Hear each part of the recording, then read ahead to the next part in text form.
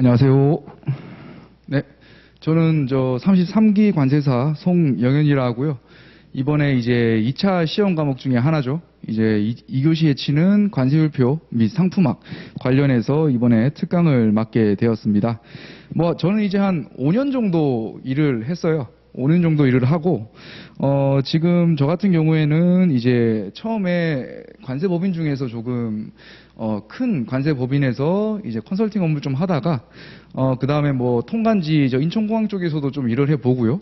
그 다음에 부산지사장으로도 좀 일을 해봤습니다. 그리고 지금은 이제 마곡에 있는 이제 개업한 지 얼마 안 된 사무소입니다. 합동관세사무소에서 팀장으로 지금 일을 하고 있습니다.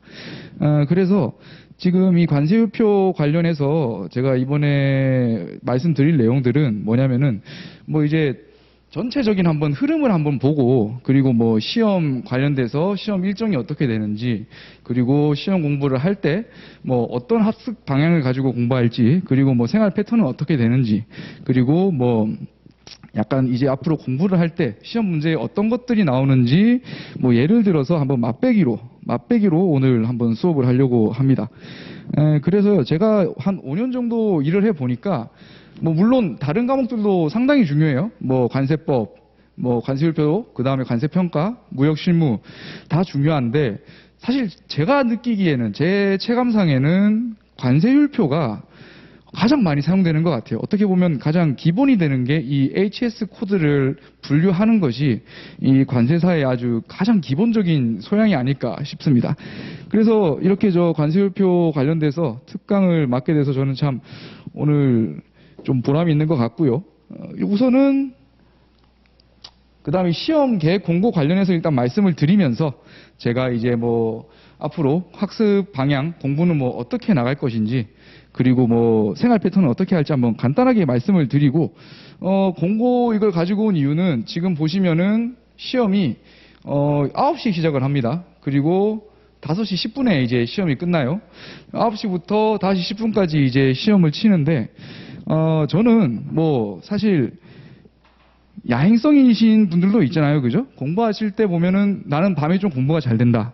그런 분들도 계세요. 저도 그랬습니다. 저도 야행성이어가지고 아침에 일어나는 거 잘 못했어요. 그래서 저도 그냥 밤에 공부가 잘 되니까 밤에 그냥 새벽까지 공부를 하고, 그 다음에 다음 날에 좀 늦게 일어나서 공부하고 했는데, 그렇게 하시는 분들도 이 시험을 치는 이 연도, 이제 우리 같은 경우에는 2021년도 올해는 이제 시험을 안 치겠죠. 다들 이제 2022년에 이제 2차 시험을 준비하시는 분들이 이 영상을 보실 것 같아요. 올해는 편하신 대로 하더라도 내년 1월 1일부터는 요까지죠. 그러니까 5시 10분, 9시부터 5시 10분까지 이 시간에는 무조건 깨어 있어야 됩니다.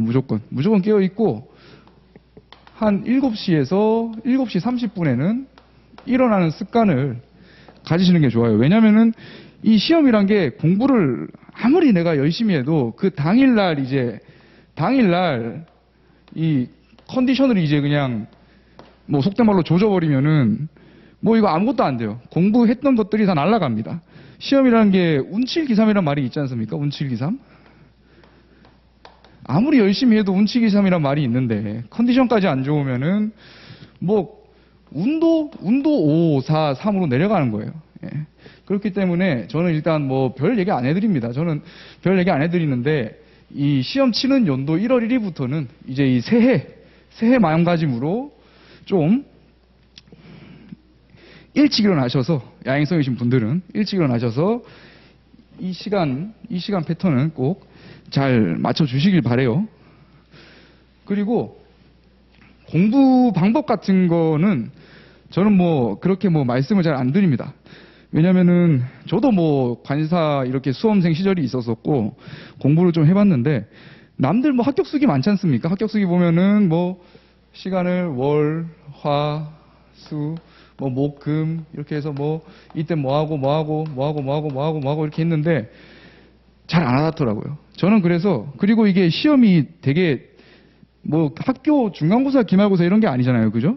학교 중간고사, 기말고사 이런 게 아니기 때문에 시간을 이렇게 타이트하게 짜면은 이렇게 해서 최소한 그래도 한 1년 한 6개월 정도는 계속 이 사이클을 유지하셔야 되는데, 이게 처음에는 잘 되다가도 마지막에 좀 부담이 됩니다. 부담이 되기 때문에 저는 개인적으로 이렇게 하는 거는 전 그렇게 안 했어요. 저는 그냥 일주일 단위로 뭘 할지를 짰어요. 왜냐면 이게 뭐 하루 이틀 공부하고 끝낼 게 아니기 때문에 저는 좀 약간 여유롭게 좀 시간을 짰는데, 다만 이제 이 일주일 단위로 시간은 짜되 하루에 가용할 수 있는 시간은 모두 다 썼던 것 같아요. 모두 다. 자는 시간 빼고 뭐 그런 거 아니겠습니까? 사실 원하는 만큼, 이 갈망이 큰 만큼 관해사 시험에 공부하는 사람들도 열심히 하는 거고, 관해사에 대한 갈망이 적은 만큼 노는 시간도 많아지는 거라 생각합니다.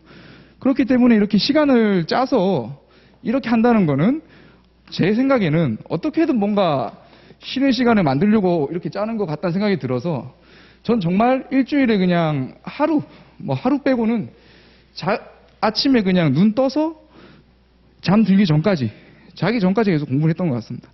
그럼 이제 생활 패턴은 이렇게 하는데, 전 이 메타인지란 말을 하고 싶습니다. 이 메타인지가 뭐냐면은, 사실 우리가 공부를 막 열심히 할 때는 뭔가 머리에 막 들어오는 것 같아요. 뭔가 머리에 막 들어오는 것 같고, 아, 공부 되게 잘 되고 오늘은 이 정도 하면 뿌듯하다, 자야지 하고 딱 공부 다 하고 그냥 책 덮어버리고 잡니다. 그냥 자는데, 사실 이 메타인지는 공부가 끝났을 때, 공부를 다 하고 책을 덮고 누웠을 때, 이 메타인지 학습법이 좀 제가 볼 때 발휘가 되는 것 같아요. 메타인지가 결국 뭐 내 주제를 알자 이런 겁니다. 내가 아는 게 얼만큼이고 모르는 게 얼만큼이고, 그런 것들을 확인을 해보는 건데, 언제 하냐? 책 덮고 누워서 잘 때, 자기 전에 누워서 눈 감을 때, 누워서 잘 때 오늘 공부한 거 한번 복기를 해보는 거예요. 복기를 해보는데, 아, 모르는 게 있다. 아, 이게 뭐지? 공부했는데 기억이 안 난다. 21류가 뭐였더라? 21류 주 2가 뭐였지?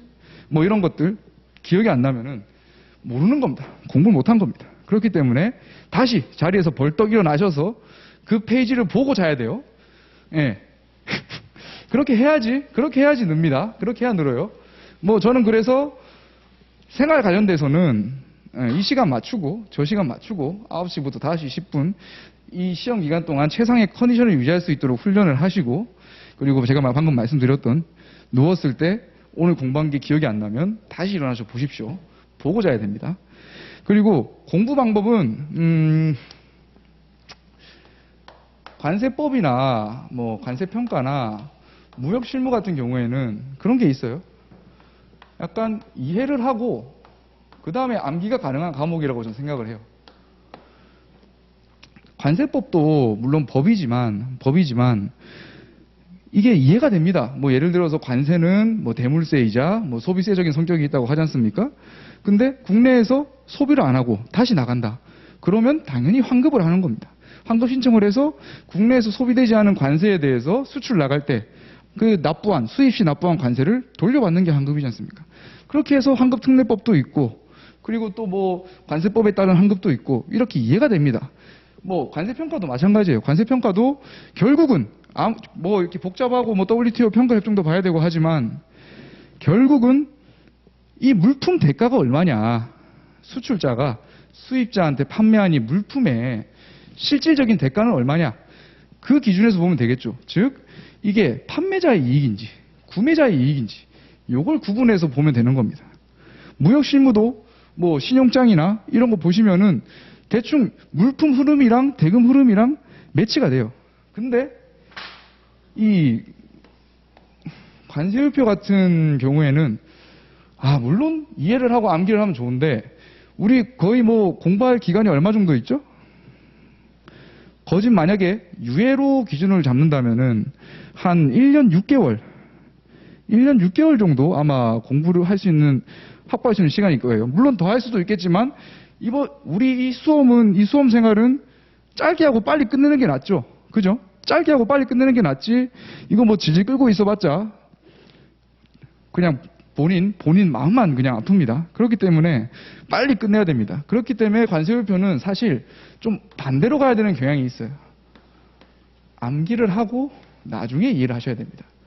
이게 맞는 공부 방법은 아니에요. 모든 공부는 이해를 하고 암기를 하는 게 가장 공부가 잘 됩니다. 다만 이 관세음표 및 상품학이라는 이 품목분류 체계를 모두 다 이해를 하고 암기를 하기에는 이 우리의 주어진 수험 기간이 그렇게 길지 않다는 게 그게 좀 중요한 이슈겠죠. 예, 결국 시험을 위해서 좀 공부를 해야 되는 과목이 아닌가. 근데 이렇게 공부를 하면은 또 이해가 되고 또 암기가 또 잘 돼요 또. 그리고 합격을 하게 되면은 관세사로서 관세음표를 모를 수가 없어요. 그러니까 이거는 이때 합격을 할 때는 정말 이 관세음표는 까먹지 않는 과목이 될 수 있습니다. 뭐 관세사가 관세음표를 모른다, 품목 분류를 할 줄 모른다, 그건 관세사가 아닙니다. 물론 뭐 합격도 못 하겠지만 그만큼 이 관세음표 및 상품학이라는 과목은 관세사한테 있어서 아주 중요한 과목이라고 할 수 있겠습니다. 그래서 뭐 예를 한 개 들어볼게요. 왜 암기를 하고 이해를 해야 되는지 한 개 한번 예를 들어 보겠습니다. 2710이라는 게 있어요. 2710. 2710이 뭐냐면은 여기에는 석유와 역청유라는 게 분류가 됩니다. 역청유. 그리고 뭐 요 관련된 조제품도 분류가 되고 웨이스트 오일도 분류가 돼요. 근데 석유 역청유가 일단 분류가 됩니다. 27류 주제 이후에는 뭐가 있냐면 아무것도 모르시겠지만 그냥 한번 들어보십시오. 그냥 주제 이후에는 이 2710에 있는 석유와 역청유 여기에 대한 분류 범위가 나옵니다. 분류 범위가 나오는데요.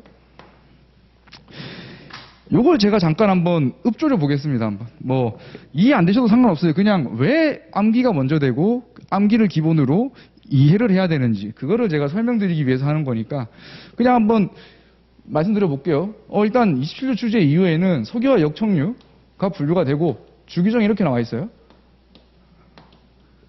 석유와 역청유라는 게 분류가 되고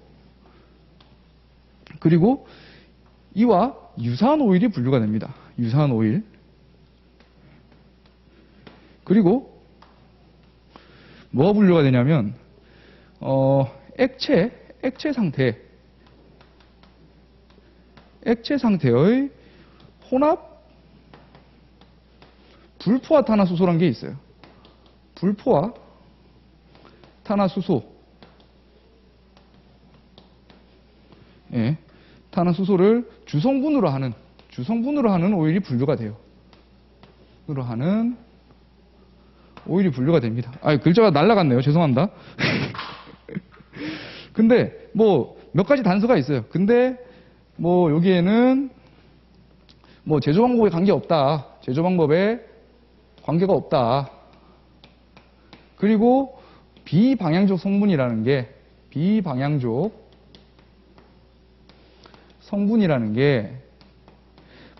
성분의 중량보다 큰 경우도 포함한다. 그리고 또 한 개 더 있어요. 한 개 더 있습니다. 다만, 자, 제외되는 거죠. 제외. 다만, 합성 폴리올레핀이라는 게 있습니다. 합성 폴리올레핀. 제가 잘못 적었네요.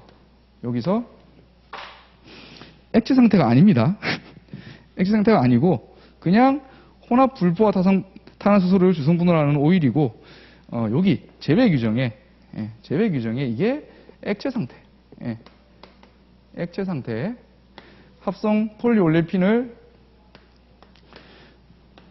이 주성분으로 하는 경우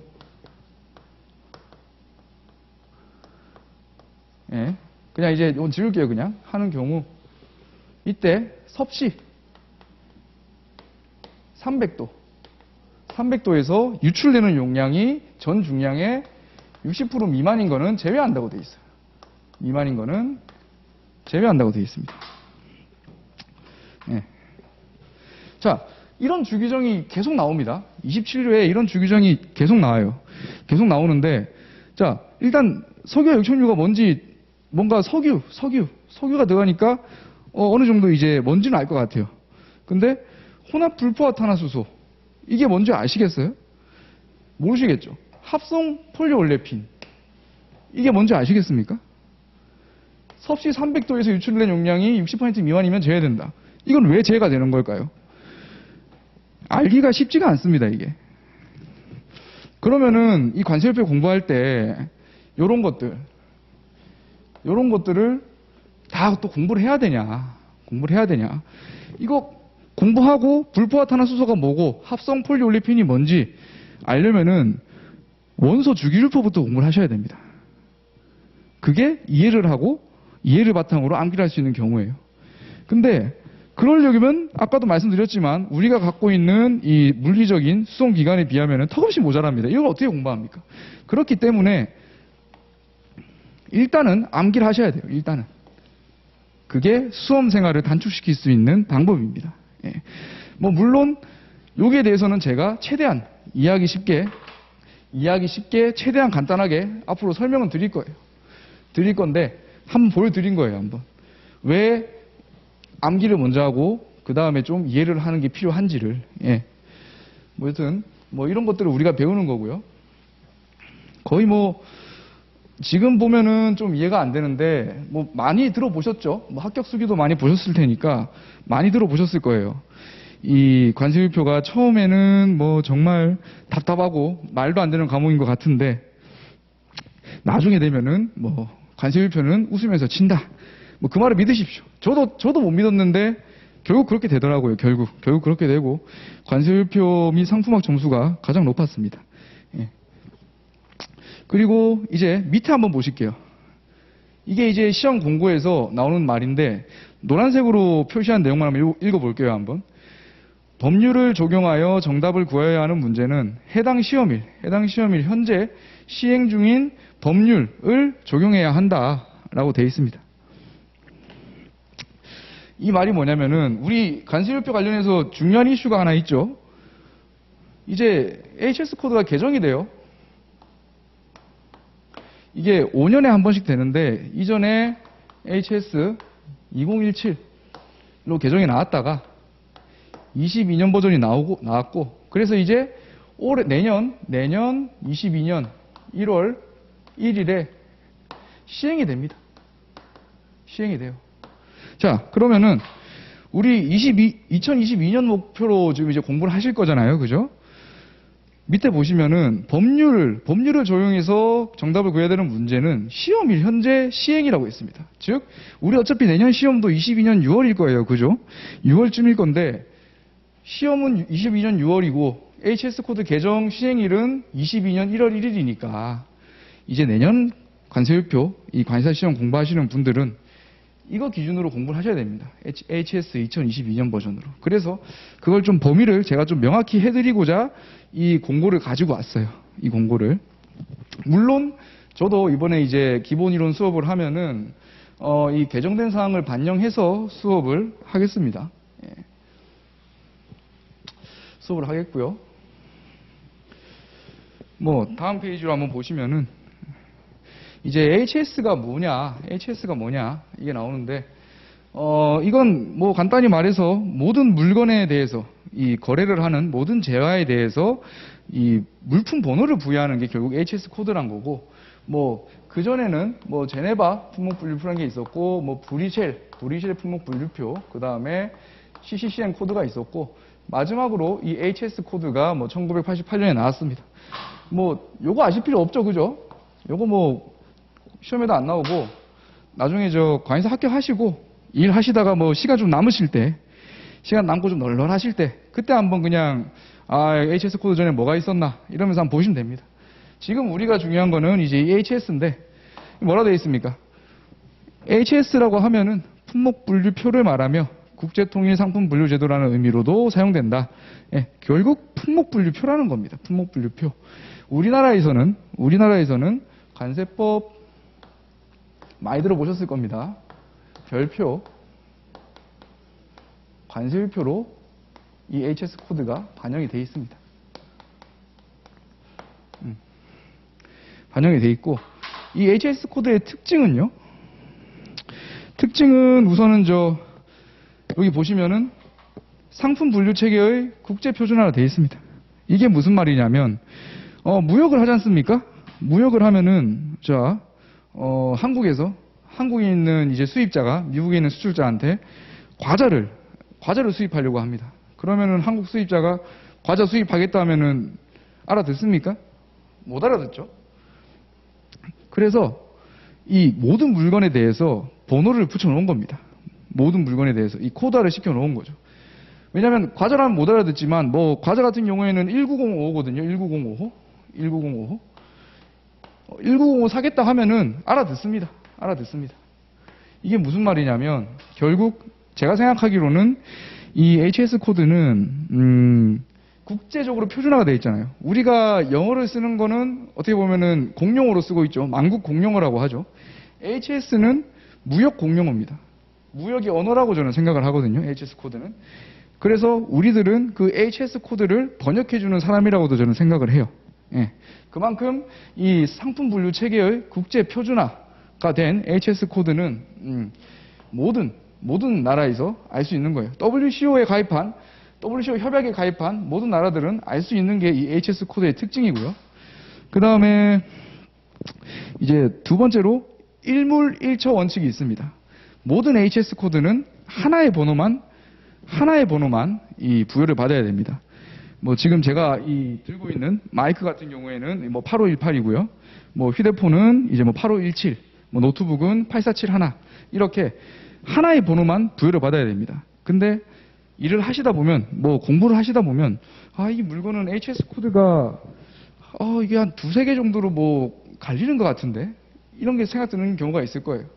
그걸 이제 경합세번이라고 하는데 이 관사로 일을 하면은 이런 그 경합세번에 대해서 좀 잘 분류를 하셔야 됩니다. 예, 확인을 잘 하셔야 되고 최종적으로 하나의 물품에 대해서는 하나의 코드를 만들어 주셔야 됩니다. 그 다음에 이제 다목적성이란 게 있는데 자, 이게 관세율표라고 있잖아요, 우리나라에서.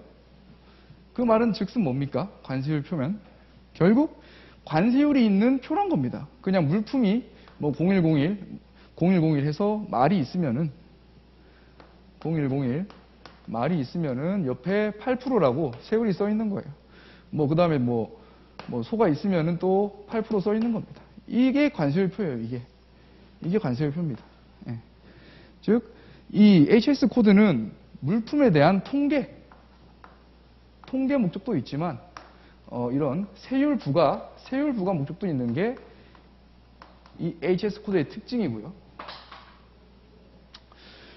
좀 이 세계적으로 봤을 때는 이런 통계 목적으로 HS 코드가 좀 개정이 많이 됩니다. 이번에 개정이 된 것들도 보면은 거의 그런 거예요. 이제 모든 법이란 게 그렇지만 이 물품의 신기술을 따라잡을 수가 없습니다. 이 새로운 기술들에 대해서 법이 먼저 앞장서 갈 수가 없어요. 항상 물품이 먼저 개발이 되고 그 다음에 법이 그 새로 개발된 물품들을 정립하기 위해서 항상 숨가쁘게 뒤쫓아가요.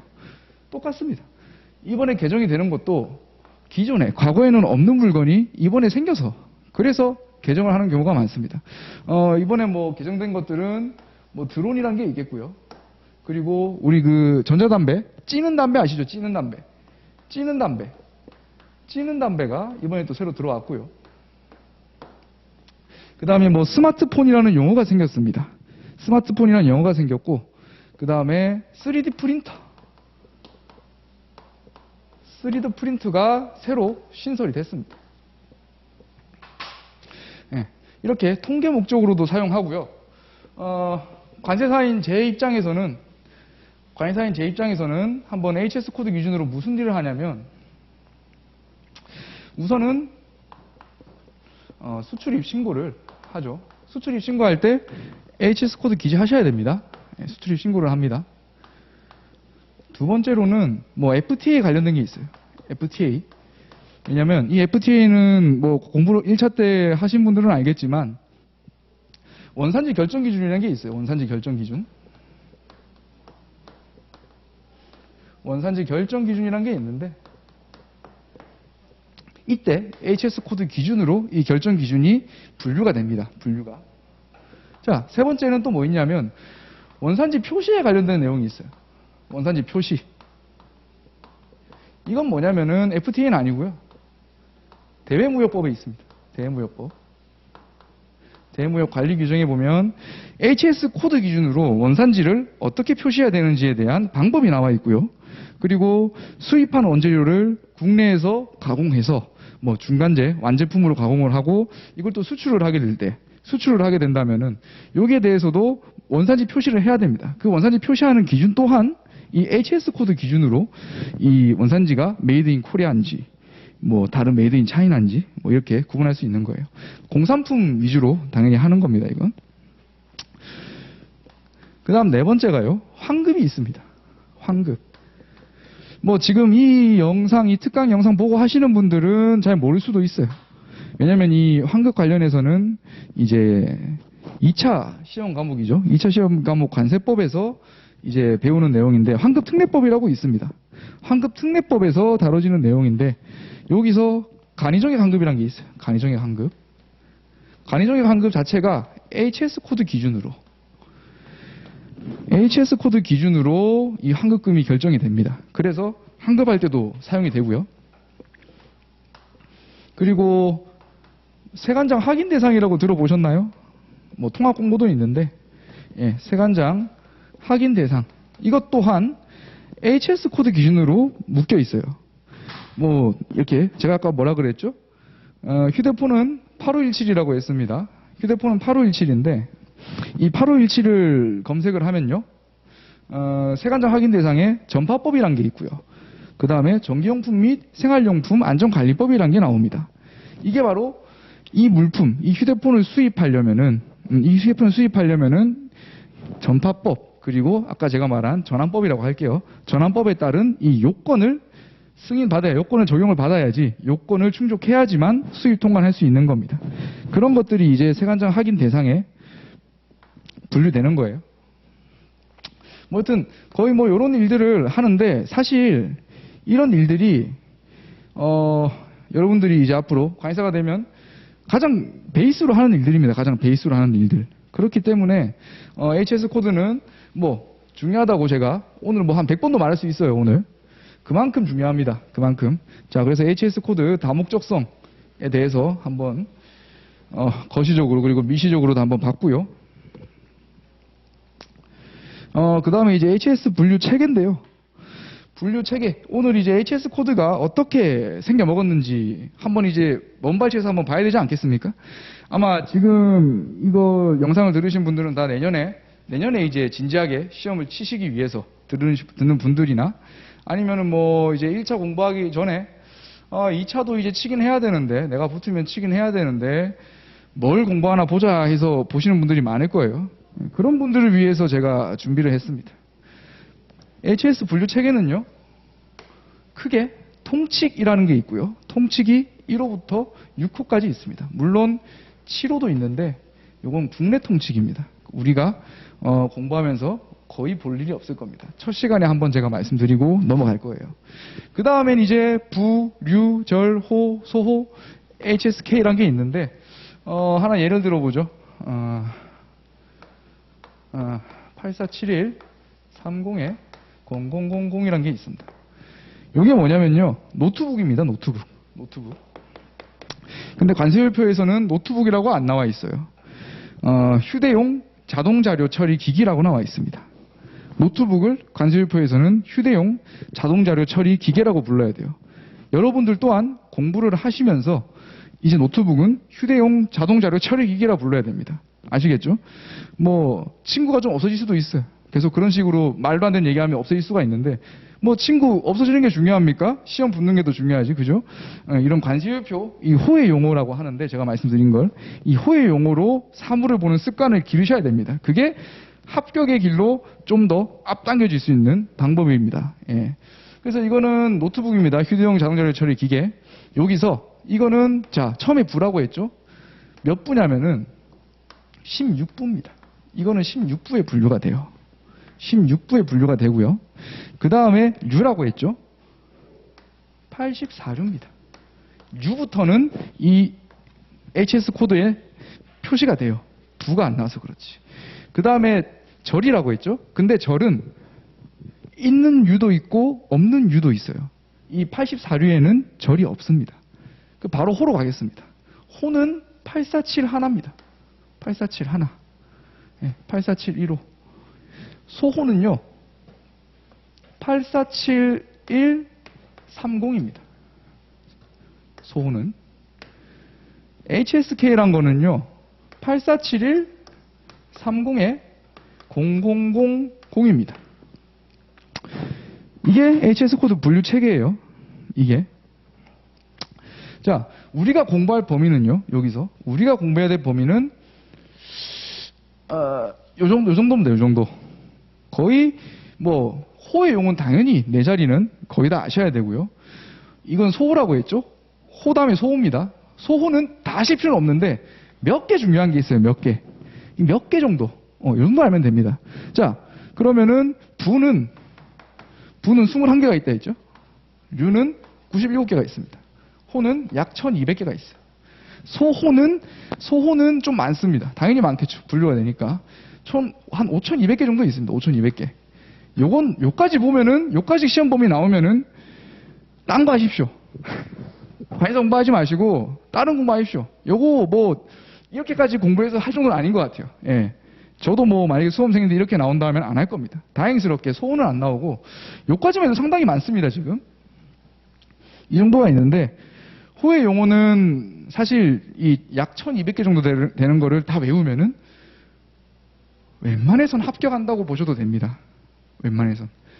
그만큼 어렵다는 거겠죠? 그만큼 어렵다는 겁니다. 한 80%, 70에서 한 80% 정도 암기를 하시면은 좀 도움이 될 수 있습니다. 예. 그래서 지금 이 분류 체계를 설명드리면서 제가 우리가 공부하는 범위까지 말씀드렸어요. 그래서 이 부는 뭐냐? 이 부는 결국은 이 부는 뭐 기계류, 전자기기 이런 것들이 분류가 되는 부입니다. 84류는 뭐냐? 이 기계류, 전자기기 중에서도 기계류가 분류됩니다. 여기에는 뭐 보일러도 분류가 되고요. 뭐 다양한 뭐 수지식 공구라든가 뭐 적하 양화용 기기, 여튼 이 기계들이 분류가 됩니다. 뭐 대충 아시죠? 전자기기를 하면 뭔가 좀 조그매 보이잖아요. 뭔가 좀 아담해 보이고 전기로 잘 작동할 것 같고, 기계라면 좀 약간 좀 무서운 느낌 들지 않습니까? 뭔가 좀 다 커 보이고 막 뭔가 장비 막 건설 현장에 있을 것 같고, 그 감이 맞습니다. 그게 맞습니다. 그 84류는 기계류입니다. 기계류가 분류가 되고요. 8471호가 뭐냐면은 자동자료 처리 기계입니다. 자동자료 처리 기계. 847130이요. 이제 휴대용 자동자료 처리 기계입니다. 이 30이 휴대용이라는 뜻입니다. 그리고 847130에 0000. 이건 이제 국내에서만 사용되는 HS 코드예요. 국내에서만 사용되는 10단위. 우리나라에서는 10단위의 HS 코드 사용하고 있는데, 다른 나라에서는 뭐 9단위, 8단위, 뭐 6단위만 사용하는 데도 있습니다. 뭐 각양각색이에요. 근데 여기서 중요한 건 여기 847130, 요까지 1이 빠졌네요. 예. 요까지는 세계 공통으로 사용한다는 겁니다. 어딜 가도, 어느 나라를 가도 인보이스에다가 뭐 견적 요청서에다가 847130을 적으면은 누구든지 간에 이거는 노트북을 얘기하는구나라고 알 수 있는 거예요. 예. 그래서 6단위까지가 사실 HS 코드고요. 10단위까지가 K가 붙습니다. 이게 코리아라는 뜻입니다. 코리아. 그러니까 한국에서의 HS 코드란 얘기예요. 그렇기 때문에 우리는 일단 호의 용어는 당연히 봐야 되는 거고, 소호 중에서도 일부는 봐야 되는 겁니다. 왜냐하면 소호까지가 세계에서 공통으로 사용되는 코드이기 때문에 그런 거죠. 그리고 이제 밑에를 보시면은 주라는 게 있습니다. 주라는 거는 이제 제가 말씀드린 이 호의 용어, 뭐 소의 용어 이런 것만으로는 분류에 한계가 있기 때문에 그러한 분류 한계를 결정을 해줍니다. 결정을 해주고 일물일처의 원칙을 실현시키도록 이 규정이 있는 겁니다. 아까 제가 석유와 역청류 얘기 드리면서 규정을 하나 썼었죠. 그런 것들이 이 물품에 대한 분류 한계를 결정지어 주는 거예요. 뭐 아까도 석유 역청류에는 뭐 이와 유사한 오일과 그다음에 뭐 혼합 불포화 탄화수소를 주성분으로 하는 오일과 뭐 이런 것들이 분류된다라고 돼 있잖아요. 그죠? 그래서 이런 것들 이 주규정인데 제가 이 주규정 관련해서는 통칙에 관련된 얘기를 하면서 말씀을 드릴 거예요. 다음에 지금 제가 제대로 말씀드린 거는 요거 하나죠. 부류절호 소호 HSK 요거랑 통칙은 제가 좀 이따가 말씀을 드릴게요. 그 해설서란 게 있습니다. HS에는 해설서란 게 있는데 해설서는 이제 HS 협약의 필수 부분은 아닌데 WCO가 HS의 공식적 해석 기준을 채택한 것으로 상품 분류를 확실히 해주는데 유용한 보조자료이다. 그러니까 주규정도 있고 주라는 규정도 있고 이 호라는 용어도 있지만 이것만으로도 또 역시나 품목 분류하기는 조금 부족할 수가 있으니 이 해설서를 통해서 좀 부족한 부분을 메꿔주겠다. 설명을 해주는 거예요. 물품이 뭐 이러이러한 경우에는 이쪽으로 분류되고 저러저러한 경우에는 여기에 분류가 안 된다. 이렇게 해설서의 내용이 나와 있는 겁니다. 그게 해설서고요.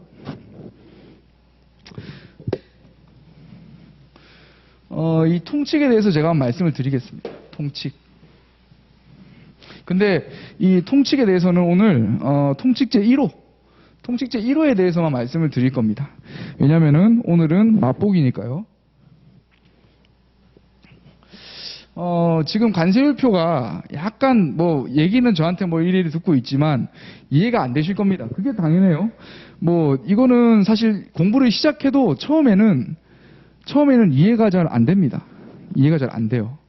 그래서 아마 지금 좀 혼란이 있으실 건데 제가 전화번호부랑 한번 비교를 해볼게요. 전화번호부.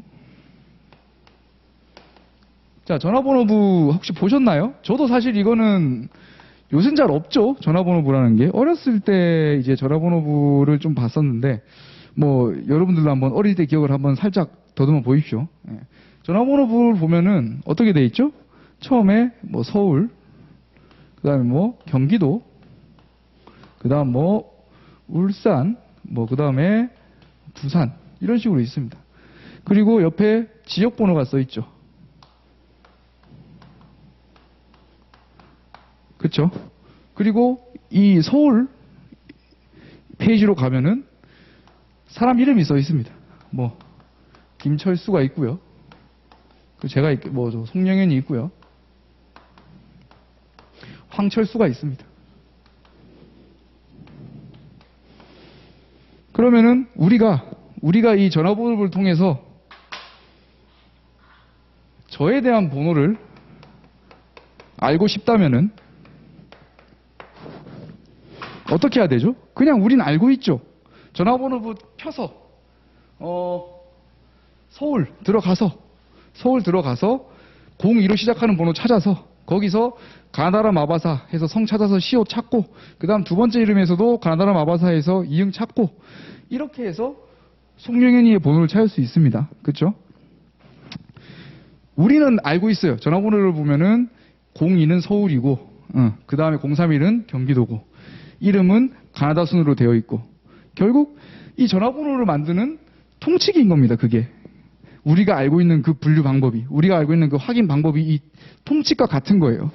이 전화번호부의 통칙은 결국 이름은 가나다 순으로 되어 있고 뭐 지역 번호에 따라서 번호가 바뀌고 이런 것들을 알 수 있는 거잖아요. 그죠?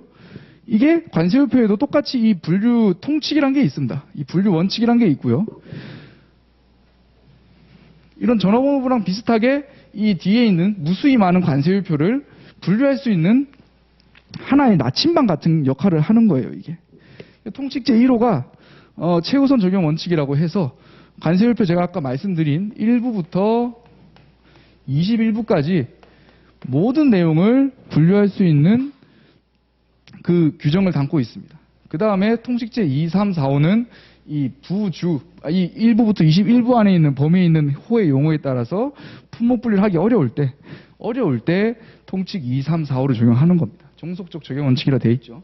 통칙 5, 6호는 이제 보충적 적용 원칙이라고 돼 있는데 뭐 요거는 약간 다른 내용이에요. 뭐 예를 들어서 내가 뭐 휴대폰을 샀는데 휴대폰이 이제 처음에 사면은 그냥 생짜로 휴대폰만 오진 않죠.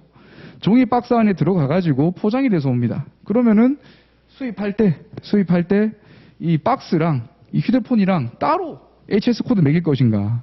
그럴 필요 없다는 내용이고요. 뭐 통칙 6호는 통칙 1호랑 내용이 좀 비슷합니다. 예, 그 정도 알아두시면 되고, 우선 통칙 제1호가 최우선 적용 원칙입니다. 그래서 내용을 한번 보실게요. 통칙 제1호 내용을 한번 보고 한번 해석을 해보도록 하겠습니다. 예. 자, 처음에 이 표의 불이절의 표제는 참조하기 위하여 규정한 것이다 라고 돼 있죠. 자, 아까 제가 관세율표 HS에는 부가 있고 류가 있고 절이 있다고 했습니다. 절은 류에 다 있는 건 아니고 일부 류에만 있다고 했죠. 이런 부류절은 결국 참조하기 위해서 규정한 것이다. 참조하기 위해서. 뭐 예를 들어서 뭐 일부는 뭐 산동물과 동물성 생산품이 분류되는데 일부에서 이렇게 써 있다고 해서 무조건 살아있는 동물은 다 일부에 분류되는 건 아니다. 다른 부에 분류될 수도 있다. 이 내용입니다. 그러니까 단지 참조 역할. 그냥 산 동물 찾으려면 뭐 동물에 대해서 찾아보려면은 일단 한번 일부부터 한번 찾아보자. 이런 개념. 하나의 그 이정표 같은 개념이라고 보면 되시고요. 류 또한 마찬가지입니다. 류 또한 마찬가지예요. 인류가 산 동물이 분류가 됩니다. 인류가. 근데 똑같죠. 인류에 산 동물이 분류된다고 하더라도 모든 살아있는 동물이 인류에 분류될 거라는 보장은 없다는 겁니다. 왜냐? 인류는 그냥 또 참조하기 위해서 규정한 거기 때문에. 절도 있는데 절은 그 다음에서 한번 볼게요. 여튼 절도 똑같이 참조입니다. 예. 다음 거 보시겠습니다. 자, 법적인 목적상 품목 분류는 각 호의 용어와 관련 분할 류의 주에 따라 결정한다. 자, 법적인 목적이란 말이 붙었어요. 법적인 목적상 품목 분류는 호의 용어, 관련 분할 류의 주, 결정. 자, 아까 분류체계 보셨죠? 부류 보셨잖아요. 그죠? 절 아까 말씀드렸고, 그 다음에 호가 나왔죠. 호. 요거는 품목 분류에 법적으로 유효하단 겁니다. 호에서 만약에 물품에 대해서 설명하고 있다면은 그 호에는 설명하고 있는 그 호의 용어, 그 호의 용어에서 설명하고 있는 그 물품만 분류가 된다는 거예요. 그냥 1류 했으니까 계속 그대로 가볼게요. 그냥 0101에는 살아있는, 그냥 말이라고 쓸게요. 살아있는 말이 분류가 됩니다. 그러면은 0101호에는 말만 분류돼야 되는 겁니다. 소가 분류된다거나 돼지가 분류돼야 된다거나 양이 분류될 수 없다는 거예요. 즉 법적 효력을 가지고 있다는 겁니다. 호는. 그리고 주도 아까 제가 살짝 말씀드렸습니다. 품목 분류의 어떤 한계를 결정짓는, 품목 분류의 범위를 결정짓는 게 주 규정인데요. 이것도 호와 같은 역할을 하는데 이것 또한 다음 페이지에서 제가 한번 설명을 드릴게요. 그 다음에 각 호나 주에서 따로 규정하지 않은 경우에는 다음 각 호의 규정에 따른다. 이 말이 뭐죠? 제가 말씀드린 이 호의 용어나 아까 주라고 했죠. 주 규정에서 어떤 특정 물품에 대한 분류 지침을 명시하지 않은 경우에는 다음 각 호, 이게 뭐냐면 통칙입니다. 통칙 제2호부터 6호. 뭐 실질적으로 이 2호부터 6호를 적용한다는 거예요. 뭐 실질적으로는 뭐 2호부터 5호겠지만 뭐 지금 그게 중요한 게 아니죠. 네. 그래서 이 통칙 제1호는 결국 분류, 절은 이 분류 원칙에서 뭐 유효한 영향을 주진 않고 제대로 유효한 영향을 주는 거는 이 호의 용어와 부 또는 류에 있는 주 규정이다. 그 내용입니다. 그 한번 다음 페이지를 통해서 이 법적인 이 유효성이 있는 호의 용어랑 부나 류의 주 규정에 대해서 한번 볼게요. 자, 이거는 이제 63류입니다. 63류. 이 63류는 이제 뭐 제품으로 된 그 밖에 방식용 섬유 뭐 그런 것들이나 뭐 세트, 넝마, 중고 우류 이런 것들이 분류가 되는데 지금 노란색으로 표시한 부분이 결국 뭡니까? 이게 호죠. 호의 용어입니다. 6301호의 호의 용어는 모포류와 여행용 러그고요. 이런 것들은 품목 분류에 영향을 미친다는 겁니다. 63015에서 모포류와 여행용 러그를 분류한다 하면은 그것만 딱 분류가 되는 거예요. 자, 1절, 절이 있죠, 여기에는. 이 절 또한 부나 류와 마찬가지로 참조를 위한 표제입니다, 표제. 요게 써 있다고 해서 무조건 이 6301부터 6307호까지에는 제품으로 된 방식용 섬유의 그 밖의 물품만 분류되는 건 아니에요. 아니란 겁니다. 다른 데도 분류가 될 수 있다는 겁니다. 예. 절은 품목 분류에 어떤 효력도 영향도 미치지 않고요. 그 다음에 뭐 63류 같은 경우에는 11부에 들어가죠. 11부 또한 방직용 섬유 제품이라 되어 있습니다. 방직용 섬유 제품으로 11부를 말하고 있지만 이것 또한 11부에 그렇게 써 있다고 해서 그 안에 11부 안에는 50류부터 63류까지가 있거든요. 여기에 무조건 여기에만 방직용 섬유 제품이 분류된다는 말은 아니다. 제대로 된 품목 분류는 이 호의 용어를 봐라. 호의 용어를 봐라. 이 내용입니다. 그럼 이제 호의 용어 봤으니까 이제 주규정 한번 볼게요. 아까 통칙제 1호에서 법적인 목적상 품목 분류는 호의 용어와 관련 부나 류의 주 규정에 따른다고 했습니다. 그죠? 자, 일부 주규정이랑 1류의 주규정을 가지고 왔어요. 예. 1부의 주규정, 1류의 주규정, 즉 부나 류에는 모두 주규정이 있는 거예요. 뭐 물론 각 부에 주규정이 없는 경우도 있습니다.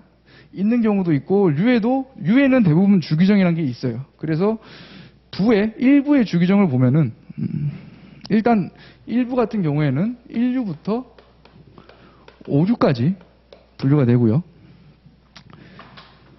1부는 거의 이 부와 관련된 이 분류 규정이 나옵니다. 여기도 보면 1부에 열거된 동물의 특정 속이나 종에는 문맥상 달리 해석되지 않는 한 그 속이나 종의 어린 것도 포함한다. 즉, 이 1부 안에는 1류부터 5류까지가 있는데 여기 안에 들어간 어떤 동물이 분류되는 호에는 뭐 예를 들어서 말이 분류되는 호, 계속 0101은 말이죠. 말이 분류되는 호에서는 망아지도 분류를 한다. 이런 얘기입니다. 소가 분류되는 0102호에서는 송아지도 분류를 한다. 그 얘기입니다. 이게 바로 분류 한계, 주규정을 통해서 각 호에 대한 분류 한계를 이렇게 결정지어 주는 겁니다. 이게 주규정의 역할인 거고요.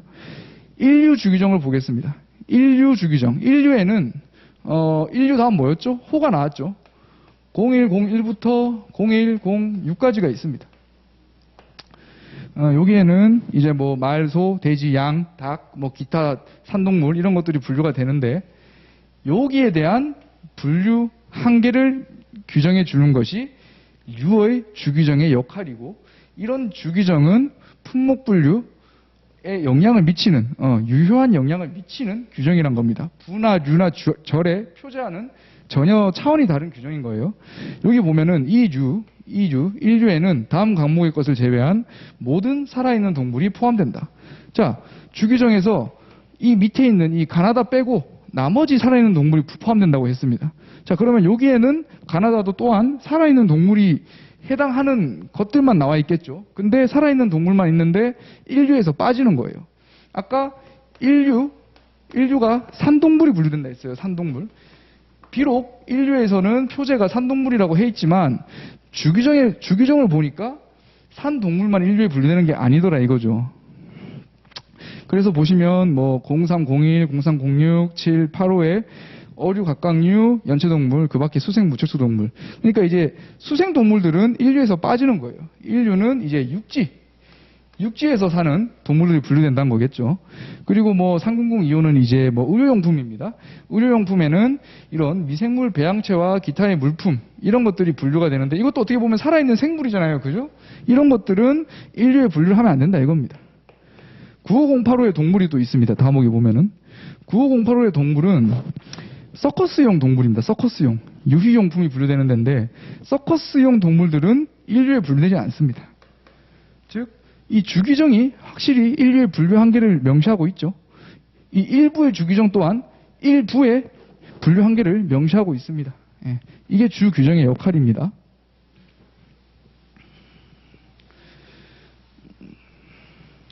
그래서 1부 인류 관련해서 이제 통칙제 1호에 대해서 좀 간단하게 제가 설명은 드린 것 같아요. 한번 오늘 그래서 어쨌든 간에 품목 분류에 대해서 좀 크게 어떤 것들이 분류가 되는지 한번 분류 체계를 제가 보여드리려고 이제 이 강의를 찍고 있기 때문에 분류 체계에 대해서 한번 말씀을 간단하게 1부부터 21부까지만 좀 한번 말씀을 드려보겠습니다. 일단 1부는 산동물, 동물성 생산품 분류가 되는데요.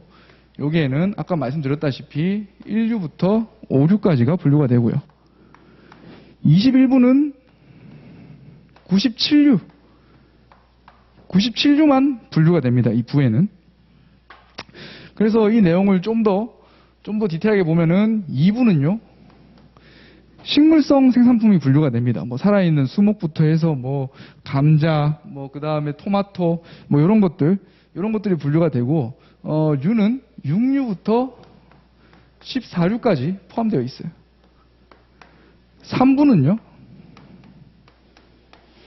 동식물성 지방이 분류가 됩니다. 그래서 15류만 분류가 돼요. 15류만. 4부는요. 16류부터 24류까지가 분류가 되는데요. 여기에는 대체로 1부, 2부, 3부와 관련된 어떤 식용의 조제 식료품들이 분류가 됩니다. 아까 제가 말씀드린 과자도 이쪽에 분류가 되고요. 그 다음에 소시지, 파스타, 라면, 이런 인스턴트 커피, 이런 것들이 다 이 4부에 분류가 된다고 보시면 됩니다. 5부는요, 25류부터 27류까지 있습니다. 27류까지. 여기에는 광물성 생산품이 분류가 되는데, 아까 제가 27류 석유와 역청유 말씀드렸죠. 광물성 연료도 분류가 되고, 그 외에도 소금이나 황, 토속류, 그 다음에 히토류, 그 다음에 광과 정광, 우라늄 광, 철광, 기금속 광, 이런 광물성 생산품이 분류가 되는 부고요. 6부에는 이 화학 관련 제품이 분류가 주로 됩니다. 그래서 여기에는 28류부터 38류까지 분류가 되고, 여기에는 우리가 쓰는 화장품, 샴푸, 린스, 그 다음에 본드, 그 다음에 살충제, 이런 것들이 분류가 되는 부입니다. 예. 7부는 39류부터 40류까지 있는데요. 여기에는 플라스틱이나 고무 제품이 주로 분류가 돼요. 8부는 41류부터 43류까지 있습니다. 여기에는 원피, 모피, 그리고 가죽 제품이나 우리가 자주 쓰는 그 핸드백, 여행용 가방, 이런 것들이 이제 분류가 되는 게 이 8부입니다. 9부는요, 44류부터 47류까지 분류가 되는데요. 여기에는 목재, 아니면은 코르크, 아니면은 이 조물 재료를 바탕으로 한 바구니 세공불이나 이런 것들이 분류가 됩니다. 10부에는 48류부터 46류까지네요. 죄송합니다. 46류까지고 47류부터 49류까지가 분류가 됩니다. 네, 49류까지 분류가 되는데, 여기에는 이제 종이 판지, 그 다음에 인쇄 서적, 이런 것들이 분류가 되는 부고요. 11부는 여기가 아까 제가 예시를 들었었죠. 50류부터 63류까지 분류가 되는데, 여기에는 방직용 섬유 제품, 섬유, 실, 직물, 이런 것들이 분류가 되는 부입니다. 예. 그리고 12부는 이제 64류부터 67류까지 분류가 되는데, 여기에는 신발, 지팡이, 모자, 가발, 이런 것들이 분류가 되고, 13부는 68류부터 76까지 분류가 되는데, 여기에는 건축용 석재, 아니면 도자기, 아니면은 유리 제품, 이런 게 분류가 됩니다. 14부는 71류가 분류가 되는데요. 여기는 귀금속들이 주로 분류가 돼요. 그래서 반지, 목걸이, 금으로 된 목걸이, 은으로 된 팔찌, 이런 귀금속 장신구들이 분류가 되고, 15부에는 72류부터 83류, 예. 83류까지 분류가 되는데 여긴 비금속입니다. 비금속. 그래서 뭐 철, 구리, 납, 뭐 아연, 뭐 니켈, 그리고 뭐 수지식 뭐 도구, 공구, 칼부치 뭐 이런 것들이 분류됩니다. 비금속으로 된 제품들이 분류가 되고요. 16부는 84류, 85류가 있는데 여기에는 이제 뭐 기계류, 전자기기 이런 것들이 분류가 됩니다. 그리고 17부는 86류부터 89류까지 분류되는데 여기에는 이제 자동차 이런 것들이 이제 철도, 항공기, 뭐 선박 이런 것들이 분류가 되고 18부는 90류부터 92류까지가 있습니다. 92류까지가 있는데 여기에는 뭐 의료기기, 악기, 시계 이런 게 분류가 되고 19부는 93류가 분류가 됩니다. 93류. 요건 이제 뭐 무기, 뭐 총, 칼, 뭐 이런 무기들이 분류가 되는 부위고요. 20부는 94류부터 96류까지 분류가 되는데 여기에는 가구, 그리고 뭐 당구대, 뭐 이런 낚시용품, 유희용품, 오락기, 뭐 플스 이런 거, 그리고 뭐 작품이라고 해서 그 외에 기타 잡다한 물품들 이런 것들이 분류가 됩니다. 그래서 기본 이론 수업을 듣고 하면은 일단은 이렇게 1부부터 저기 있는 이 21부까지 여기 있는 내용을 한번 주 규정이랑 호의 용어 요걸 기준으로 좀 싹 훑어볼 겁니다. 결국 이게 지금 쓴 게 우리가 이번에 기본 이론 때 공부하게 되는 범위가 되는 거예요.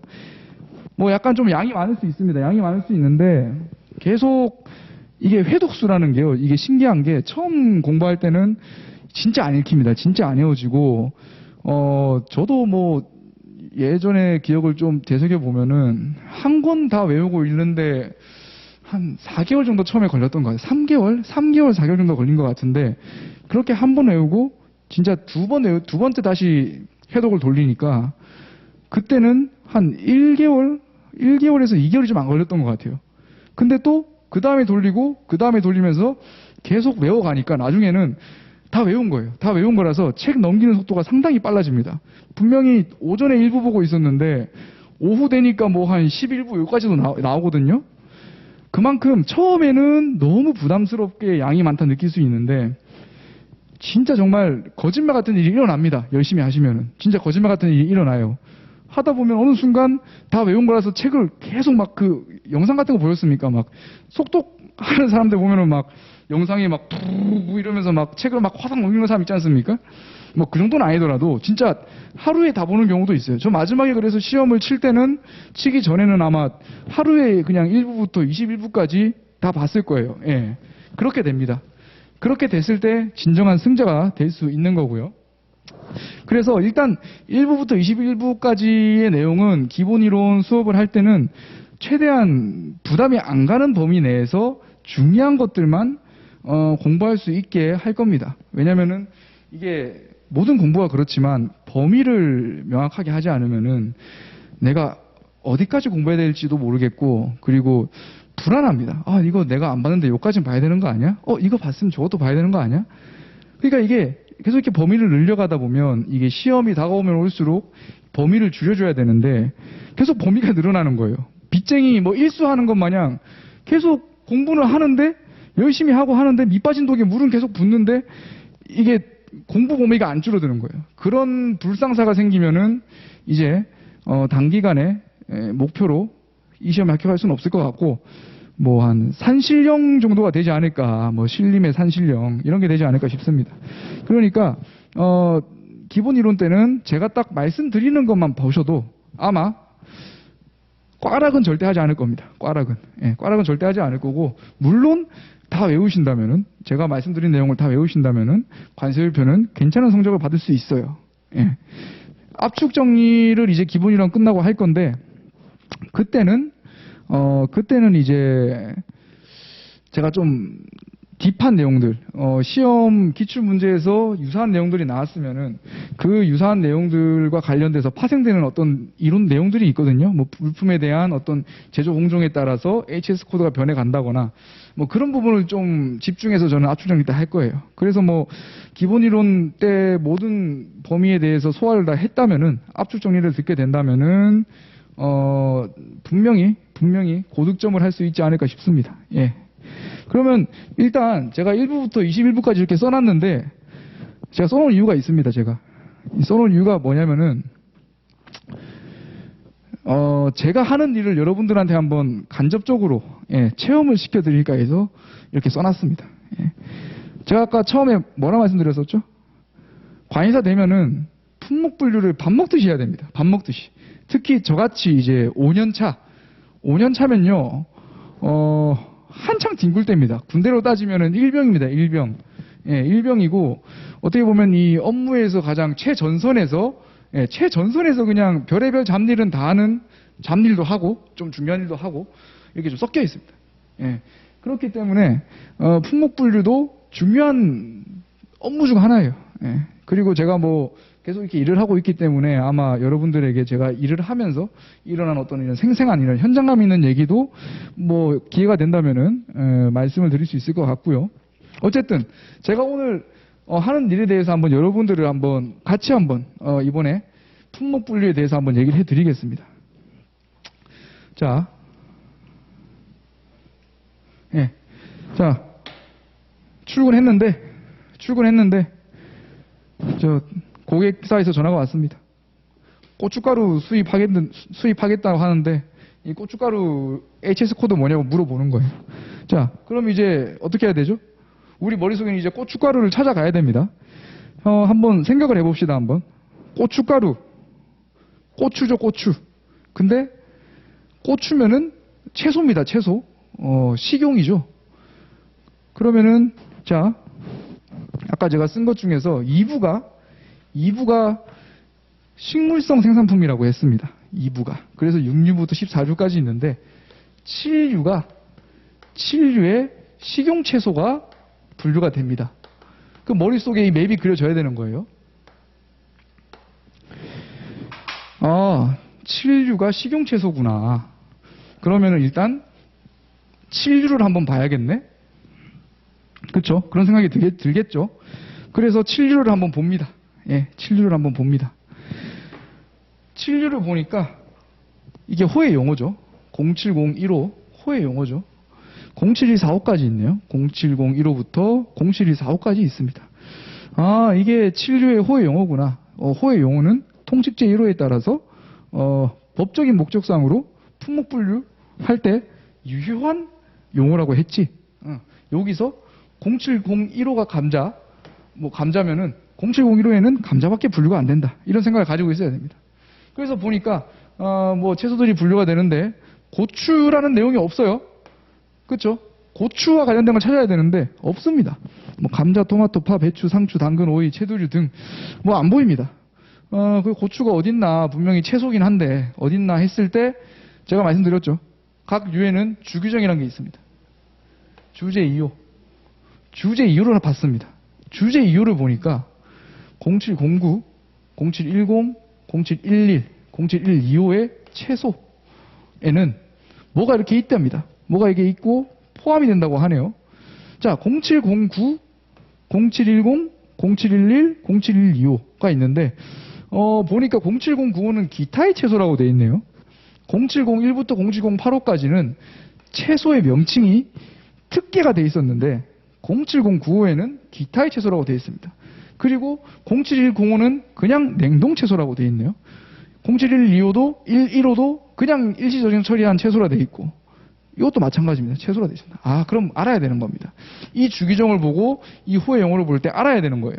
07095부터 0712호의 채소는 0709호는 0701, 0708호 빼고 나머지 채소들이 분류가 되고 0710, 11, 12는 이 모든 채소들이 다 분류가 되는구나. 그걸 알아야 됩니다. 어떻게 할 수 있냐면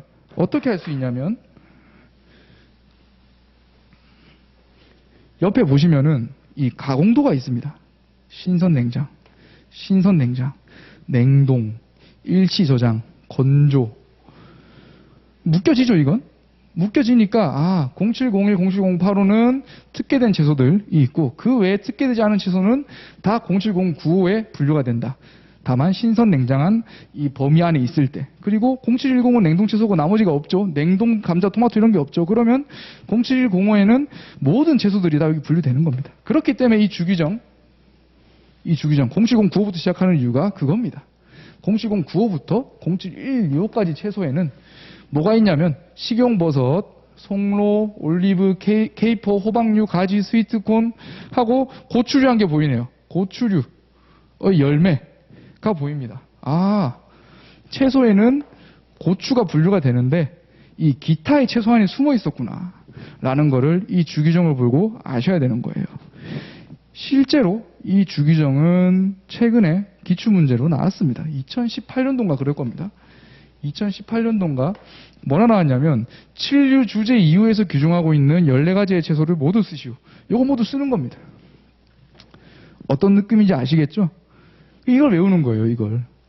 채소에는 식용버섯, 송로, 올리브, 케이프, 호박류, 가지, 스위트콘, 고추류, 피멘타 속이 열매 이렇게 해서 14개 외우셔야 되는 겁니다. 이걸 써라고 나옵니다. 문제에서. 얼마나 암기가 중요한지 아시겠죠? 예, 이해를 하고 암기를 하면 되겠지만 이런 거는 이해를 할 틈조차 없습니다. 그냥 여기에서 무슨 근거가 있겠습니까? 그냥 0701부터 0708호까지는 요거 분류하고 여기서 분류 안 된 거 나머지 다 빼놓은 건데. 그리고 마지막에 이런 것도 조심하셔야 됩니다. 포함이라고 했어요. 요 채소에는 이런 것들을 분류한다라고 된 게 아니라 포함된다 했기 때문에 이거 외에도 여기서 명시하지 않고 0702, 0708호에서 명시하지 않은 채소들은 다 여기 분류가 되는 겁니다. 이렇게 공부를 해 가셔야 됩니다. 이거를 왜냐하면은 관세율표가 물건에 대해서 이제 설명을 하는 건데 이 물건에 대해서 뭐 어떻게 묘사할 수 있는 방법이 글밖에 없어요. 글로만 이 분류 체계를 다 써야 된다고요. 쉬운 일이 아닙니다, 이게. 그냥 뭐 사진을 올린다거나 뭐 어떤 동영상을 보고 하는 게 아니에요. 그냥 물품의 모든 설명을 글만 가지고 써야 되다 보니까 이 글이 정말 중요합니다. 글을 하나하나 읽을 때 항상 끊어서 읽는 연습을 하셔야 돼요. 끊어서 읽는 연습을. 글에 모든 게 다 있습니다. 채소에는 이런 것들이 포함된다. 예, 아시겠죠? 오케이. 여튼 이거는 기출로도 최근에 나왔던 거 한번 이번에 가져가시면 좋을 것 같고 여튼 다시 돌아와서 고춧가루를 찾아야겠죠, 우리가? 고추류가 포함된다 했다. 근데 고춧가루는 생각해 보니까 뭐죠? 자, 가공도의 범위에 따라서 지금 호의 용어가 쪼개져 있죠. 신선 냉장, 냉동, 일시 저장 처리, 건조라고 쪼개져 있습니다. 그럼 고춧가루를 일반적으로 만들려면은 고추가 좀 건조해야 되지 않을까요? 그죠? 원래 고춧가루를 빻으려면은 건조한 고추를 빻잖아요. 그죠? 그러면은 건조한 채소 여기가 분류가 되나 보다. 심지어 호의 용어에 뭐라 돼 있냐면 가루로 된 것도 포함한다고 돼 있어요. 예? 가루로 된 것도 포함한다고 돼 있습니다. 그러면은 고추는 건조하고 이걸 빻아서 가루로 만들면 이건 0712호구나. 고춧가루는 0712호다. 라고 하면은 애석하게도 큰일 납니다. 예, 틀린 겁니다. 그렇게 얘기하면은 안 돼요.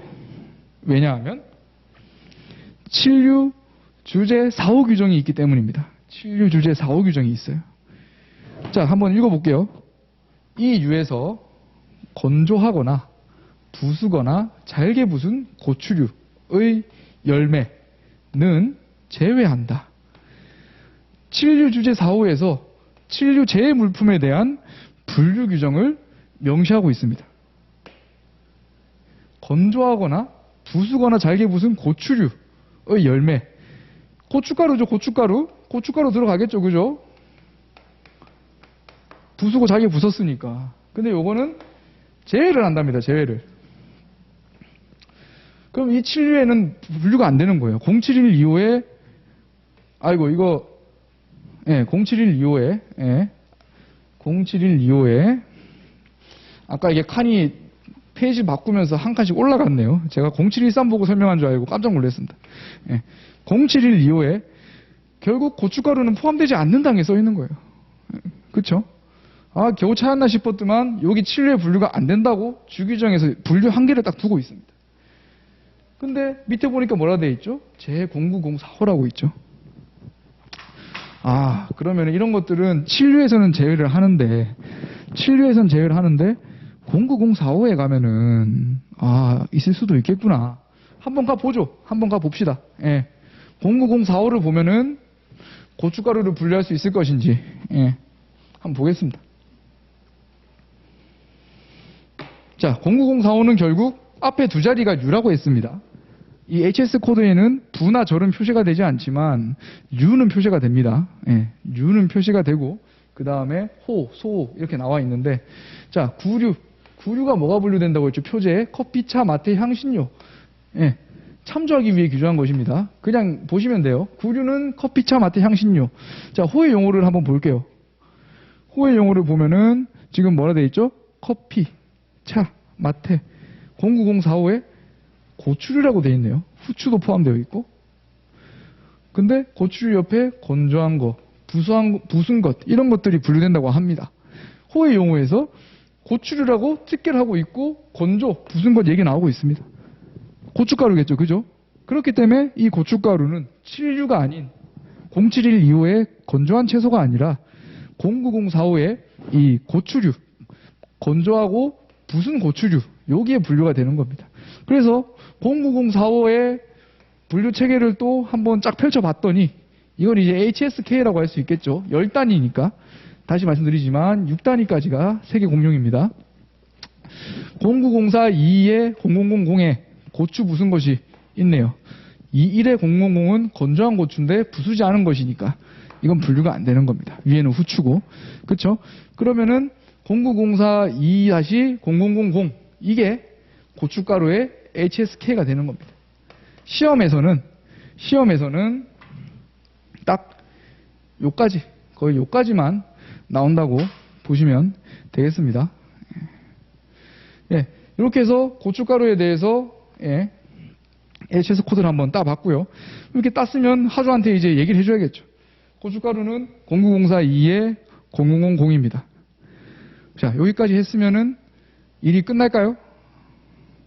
그거는 품목 분류까지 하고 일이 끝나지는 않습니다. 이걸 시작으로 여러분들이 이제 합격을 하시고 일을 하시면은 이 HS 코드를 시작으로 엄청난 많은 일들을 하셔야 돼요. 요거는 그냥 이 앞으로 어떤 일을 할지, 어떤 일에 대한 업무의 범위를 정해주는 게 이 0904-20000이라는 HS 코드입니다. 예. 수험생 때가 좋습니다. 수험생 때는 요까지만 보면 되잖아요. 요까지만. 예. 근데 나중에 합격하시면 요까지 다 보셔야 되고, 물론 외울 필요는 없어요. 이건 못 외워요, 이거. 이건 못 외웁니다. 아까 몇 개라고 했죠, 요까지 가면. 12,000개라고 했어요. 이건 못 외웁니다. 요까지 보고 나서, 수입이란 어쨌든 환급이 어떻고, 세관점 확인 대상이 어떻고, 세율이 어떻고, 요런 것들이 이제 다 검토를 하셔야 됩니다. 예. 물론, 이거는 한창 나중에 일이고, 지금 당장은 고민할 것도 없겠죠. 그죠? 요까지만 보면 되죠. 0904호까지만. 그리고 나름 하다 보면은, 나중에 이런 일 하다 보면 또 보람도 있습니다. 근데, 월급쟁이로 살면은, 또 그렇게 보람 있는 것도 얼마 안 가고요. 결국에는 어떻게 관리사가 합격하시면은, 자신의 능력을 최대한 발휘할 수 있는 일을 하셔야 되겠죠. 결국 관리사도 물론 이 무역에 대해서 관심이 많고 뜻이 있으셔서 하는 경우도 있겠지만 다들 그런 거 아니겠습니까? 돈 벌고 잘 먹고 잘 살려고 공부하시는 거잖아요. 그죠? 자격증 따신 뒤에도 지금 수험 공부하시는 것만큼 이제 열심히 하시면은 아마 관리사로서도 분명히 할 수 있지 않을까 싶습니다. 예. 그래서 오늘은 제가 처음에 이제 이 관리사 시험 일정 관련해서 이제 우리가 2022년 관리사 시험에 대비하기 위한 어떤 시험 범위, 그리고 어떻게 공부해야 되는지, 이해를 먼저 해야 되는지 암기를 먼저 해야 되는지, 거기에 대한 어떤 학습 방향성, 그리고 뭐 생활 패턴은 뭐 최소한 어떻게 맞춰야 되는지 뭐 그런 것들 말씀드렸고, 그 다음에 뭐 HS 코드 분류 체계가 어떻게 구성되어 있고, 전체적인 이 HS 분류 체계는 1부부터 21부까지 어떻게 이루어졌는지 보면서 한번 고춧가루에 대한 품목 분류를 한번 해봤습니다. 아마 이거는 공부하실 때도 이렇게 하시는데 관세사 일을 시작해도 비슷한 일을 하시게 될 겁니다. 즉 도움이 되는 학문이란 겁니다. 물론 처음 공부할 때는 상당히 괴롭지만 분명 여러분들한테 아주 큰 자산으로 다가오는 시간이 있을 겁니다. 저도 사실 20살 때부터 저는 무역학과에서 공부를 했어요. 물론 뭐 열심히는 안 했습니다. 뭐 솔직히 말씀드리겠습니다. 열심히는 안 했고 무역학과에서 이제 무역학과를 다녔는데 대학교부터 무역 상품학이라는 걸 처음에 들었었어요. 20살 때인가? 예, 무역 상품학이라는 걸 들었는데 딱 요게 나오는 거예요. 요게 딱 나와가지고 저 정말 멘붕이 왔습니다. 이게 뭐 사람 공부해라고 만든 건가? 이걸 어떻게 공부를 해란 말인가? 1부부터 21부까지 뭐 97유를 외우라는 게 말이 되냐? 예? 심지어 그땐 호를 외우라는 것도 아니었어요. 아마 유를 외우고 뭐 주기적 몇 개 정도 공부를 해라 했던 것 같은데 정말 제가 막 공부는 열심히 안 했는데 또 그런 과목 보니까 또 화가 나더라고요. 막 그래서 수업 끝나고 야 이거는 친구들한테 그랬어요. 친구들한테 야 이거는 인생 살면서 아무짝에도 쓸모가 없다. 이런 거 배워서 뭐 하냐. 난 이거 뭐 평생 이런 거 안 보고 살 거다. 뭐 공부할 필요가 없다. 당구장에 나가자. 막 이랬습니다. 근데 참 십몇 년 지나니까 지금 참 웃기죠. 그때 제가 말했던 거랑 완전 반대로 살고 있죠. 그냥 툭 빠져 살고 있습니다. 헤어나올 수가 없어요. 제가 관세사 일을 그만두지 않는 이상 헤어날 수가 없게 됐습니다. 참 신기한 것 같아요. 이런 일이 생긴다는 게.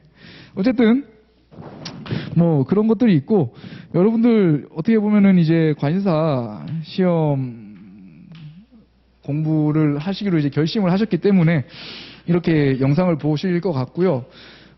정말 대단하다는 생각이 듭니다. 이게 뭐 사실 그냥 관세사 공부해야겠다. 공부나 해볼까? 이런 가벼운 마음으로 시작할 수 있는 시험이 아니거든요.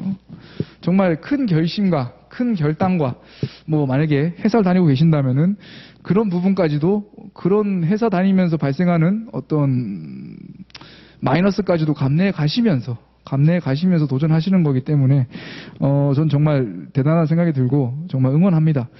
사실 저도 뭐 무역학과라고 했잖아요. 그래서 20살 때부터 사실 관사라는 게 뭔지는 알고 있었어요. 뭔지는 알고 있었는데 그때는 관세사라는 게 저랑은 전혀 연이 없다고 생각했어요. 왜냐하면 시험이 너무 어렵고 뭐 거의 뭐 국가고시 준고시에 이렇게 준할 정도로 뭐 시험 어렵고 뭐 사람도 많이 안 뽑고 그냥 나랑은 전혀 다른 세상이라고 생각을 했었습니다. 20살 때는. 네, 진짜 그렇게 생각했어요. 뭔지 모르겠는데 나는 저 관세사나 저런 시험이랑은 연이 없다. 그래서 쳐다도 안 봤어요. 무역학과 다니면서 뭐 관세사 해라, 관세사 되라, 관세사 좋다 이런 얘기 하는데 쳐다도 안 봤습니다. 나랑은 전혀 상관이 없다. 이런 생각이었어요. 그러고 놀기만 했죠. 놀기만 했습니다. 그러고 저는 군대를 전역하고 딱 복학을 했는데 학교에 저 현수막이 하나 이렇게 펄럭거리면서 있는 겁니다. 보니까 제 아는 사람이 친하진 않아요. 엄청 친하진 않은데 그래도 뭐 서로 일면식은 있고 인사 정도는 하는 사람인데 친구인데 합격했다고 써 있는 거예요. 합격했다고. 근데 그때 진짜 약간 머리를 한 대 띵 얻어맞은 것 같았어요. 그게 왜냐면 뭐 그 친구가 나보다 더 못난 것 같은데 이런 게 절대 아니에요. 그런 게 아니고 저는 뭔가 이상하게 이런 시험에 합격하는 사람들은 뭔가 나랑은 좀 다를 거라 생각했어요. 뭔가 이상하게 뭔가 IQ도 나보다 높을 것 같고 뭔가 가만히 보기만 해도 이 스마트함과 이 명석함이 그냥 잘잘 흐를 것 같고 나랑은 완전 다른 세계에 있는 사람들이나 합격하는 시험이라 생각했는데 너무 가까이서 나랑 똑같은 하나의 인간이 합격을 하는 걸 보니까 내가 잘못 생각했구나 그런 생각이 들더라고요. 이거는 그러니까 제가 했으니까 나도 한다가 아니라니까요. 그냥 나도 어쩌면 할 수 있겠다. 나도 어쩌면 공부하면 되겠다. 그런 생각이 들더라고요. 그런 생각이 드니까 나중에는 해보자. 공부 한번 해보자. 제대로 한번 빡세게 해서 뭐 합격이란 걸 해보자 이런 생각을 했는데요. 여러분들한테 드리고 싶은 말씀은 그거예요. 이 시험 합격하는 사람 저도 뭐 포함해서요. 저 보시면은 뭐 머리가 2개입니까? 눈이 뭐 눈알이 4개입니까? 손이 뭐 3-4개 붙어가지고 더 빨리 씁니까? 아닙니다. 머리 하나 여러분들이랑 똑같습니다. 머리 하나, 팔 2개, 눈 2개입니다. 똑같습니다. 뭐 하나 다를 게 없습니다.